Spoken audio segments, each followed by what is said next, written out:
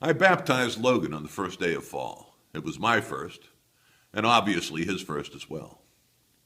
Logan was then 3 months old. When I saw him at Mass last Friday, he was nearing 8 months. I stared at him last Friday just as I had stared at him 5 months ago. Logan has piercing blue eyes, not unlike my own.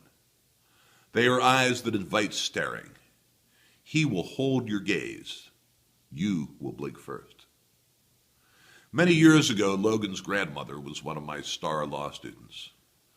A handful of folks from that class of, was it 1979, had come to see the baptism, having heard that Professor Jacobs had somehow gone religious.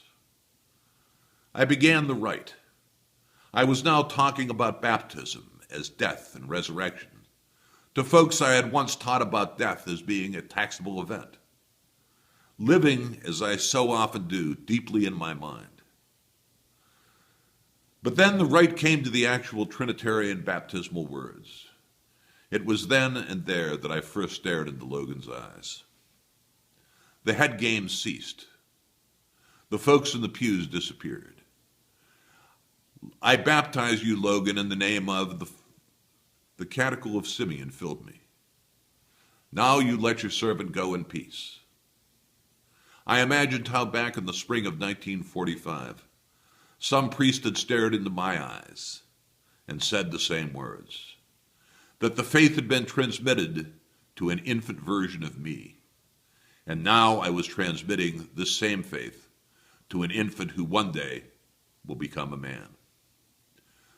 My own eyes have seen the salvation which you have prepared in the sight of every people. Simeon and the priest, and yes, me myself, will all be gone when Logan reaches his prime.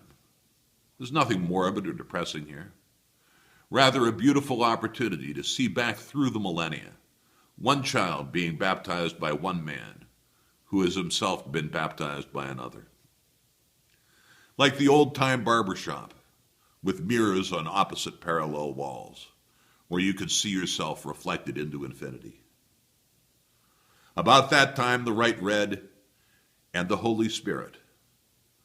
Logan kept gazing, but I broke off contact to find the next line. And now I wonder, will one day Logan be the guy doing the baptizing?